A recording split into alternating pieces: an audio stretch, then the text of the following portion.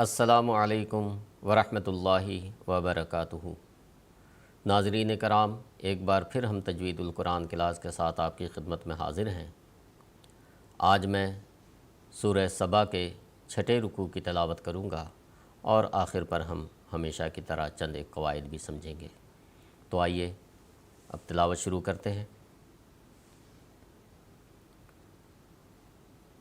اعوذ باللہ من الشیطان الرجیم، بسم اللہ الرحمن الرحیم۔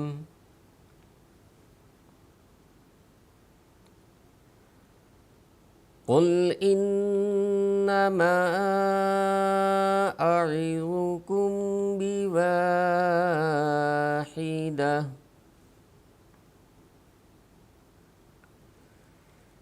ان تقوموا للہ مثنى وفرادا ثم تتفکروا ما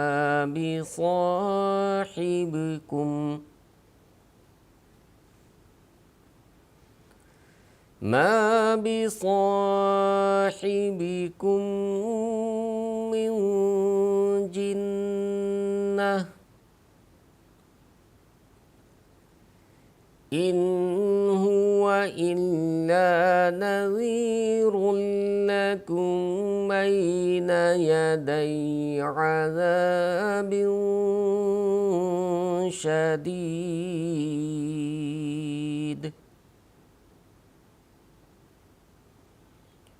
قل ما سألتكم من أجر فهو لكم،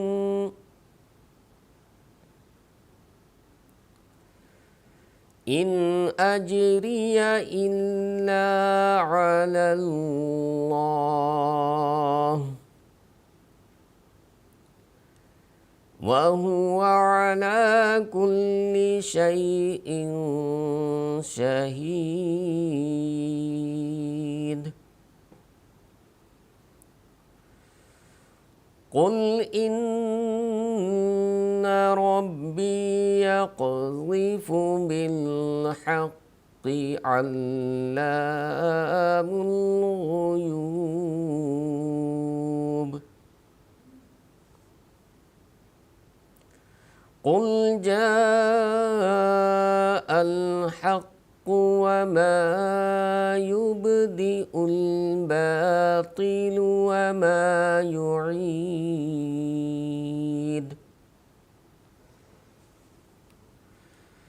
قل إن ضللت فإنما أضل على نفسي وإن اهتديت فبما يوحي إلي ربي إنه سميع قريب۔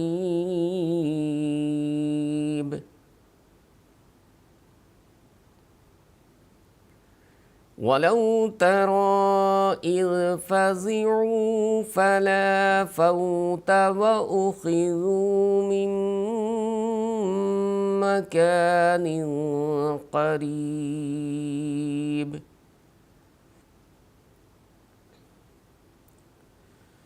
وقالوا آمنا به وأنى لهم التناوش من مكان بعيد،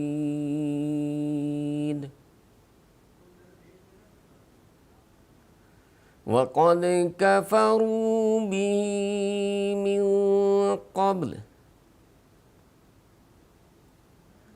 ويقذفون بالغيب من مكان بعيد۔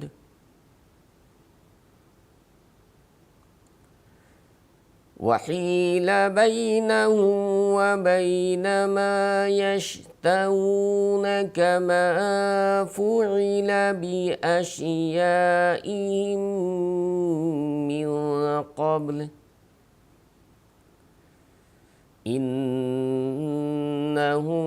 کانوا فی شک مریب۔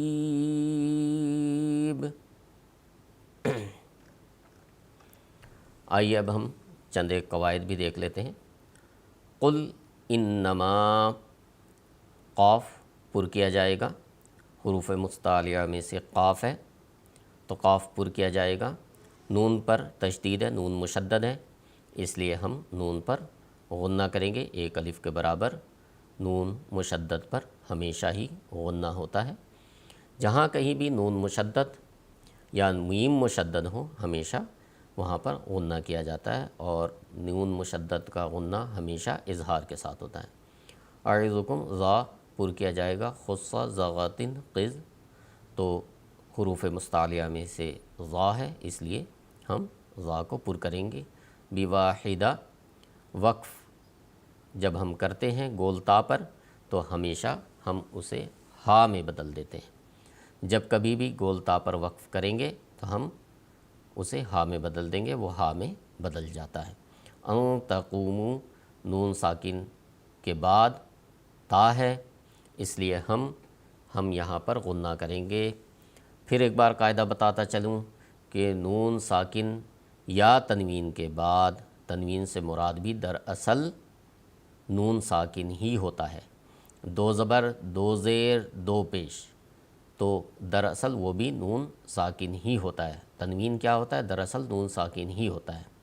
جیسے دو زبر اگر ہو، تا پر دو زبر ہو، دو زیر ہو، دو پیش ہو، تو ہم کیسے پڑھیں گے؟ تن، تن، تن۔ تو کیا پتہ چلا کہ تنوین دراصل نون ساکن ہی ہوتا ہے۔ تو نون ساکن یا تنوین کے بعد حروف حلقی کے علاوہ کوئی حرف ہو تو ہم غنہ کرتے ہیں۔ تو یہاں پر دیکھیں حروف حلقی نہیں ہے اس لیے یہاں پر غنہ ہوگا، اور غنہ اخفا کے ساتھ ہوگا۔ کس طرح؟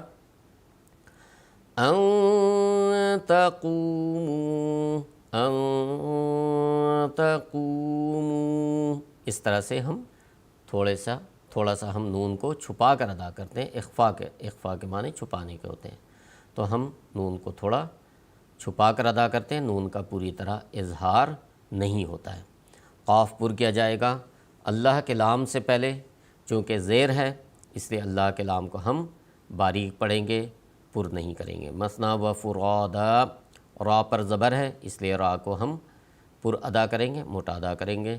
ثم تتفکروا، تا دونوں جگہ تا باریک ادا کریں گے، فا بھی باریک ادا ہوتا ہے، کاف بھی باریک ادا ہوتا ہے۔ را پر پیش ہے اس لیے را کو ہم پر ادا کریں گے، اور دھیان دیں کہ صرف زبر زیر پیش ہونے کی صورت میں ہم اس حرف کو چھوٹا ادا کریں، لمبا نہ ادا کریں۔ ما بصاحبکم، صاد پر کیا جائے گا اور ہا کو شارپ ادا کرتے ہیں، اس ہا کو شارپ ادا کرتے ہیں دوسرے ہا کے مقابلہ میں۔ میم مشدد ہے اس لیے میم مشدد پر غنہ ہوگا، جہاں کہیں بھی میم پر تشدید ہو ہم غنہ کرتے ہیں۔ یہاں پر نون ہے، نون مشدد پر بھی ہم غنہ کریں گے۔ نون ساکن کے بعد چونکہ جیم ہے اس لیے یہاں پر ہم ایک الف کے برابر یہاں پر بھی غنہ ہوگا۔ میم پر بھی غنہ ہوگا، نون ساکن یہاں پر بھی غنہ ہوگا، اور نون مشدد پر بھی غنہ ہوگا، اور آخر پر ہم جہاں کہیں بھی گولتا ہو اس کو ہم ہاں میں بدل دیتے ہیں۔ ان ہوا، اب یہاں پر دیکھیں چونکہ نون ساکن کے بعد حروف حلقی میں سے ہا ہے اس لیے یہاں پر ہم غنہ نہیں کریں گے، اس کو ہم ایک الف کے برابر لمبا نہیں کریں گے، اس طرح سے غنہ نہیں ہوگا، لمبا نہیں کریں گے، چونکہ حروف حلقی میں سے ہا ہے تو ہم نون کو سمپل بغیر کھینچے پڑھ کر نکل جائیں گے، پڑھ کر آگے بڑھ جائیں گے۔ الا نذیر لکم را کو پر کیا جائے گا، بین یدئی عذاب شدید، عذاب شین ہے اس لیے ہم یہاں پر غنہ کریں گے، اور آخر پر جب ہم رکیں گے تو ہم دال پر قلقلہ بھی کریں گے۔ قلقلہ کے حروف کیا ہیں؟ قطب جدن قاف تا با جیم دال، تو جب ہم آخر پر دال پر رکیں گے تو قلقلہ بھی ہوگا، اور قلقلہ نرمی کے ساتھ آرام کے ساتھ قلقلہ کیا کریں، وہ نہ مثل تشدید کے ہو، نہ وہ فتح کے ہو، نہ وہ زبر کے ہو۔